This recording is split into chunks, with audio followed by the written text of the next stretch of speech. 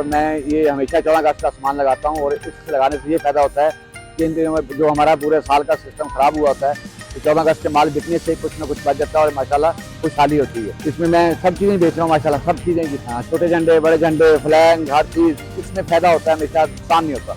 और जो चीज़ बच जाती है वो अगले साल काम आती है, वापस कर दो या स्कूल को दे दो, नुकसान नहीं है इस चीज़ में। और बाकी झंडे वगैरह स्कूल की वजह से लिए जाते हैं, मगर बच्चों का हिसाब जो होता है ना ज़्यादा बाजों में, एक बाजू में 20 चीज़ें बच जाते हैं, ज़्यादा बच्चे ही आते हैं। और स्कूल के जो बच्चे हैं वो है, बच्चों में ये छोटे जैसे ये हो गए, बच्चियों के लिए चूड़ियाँ होती हैं, दुपट्टे होते हैं, बच्चों के लिए बैग वगैरह होते हैं, उनके ये बैंड हैं, माला वगैरह, 14 अगस्त की घड़ी है, वॉच वगैरह सब कुछ।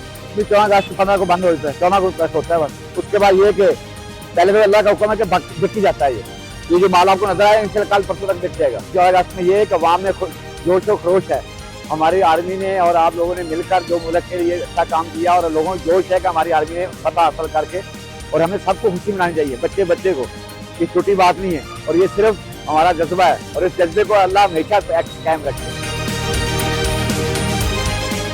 मैं असल से मुझे 5 साल हो गए मुझे इस काम से।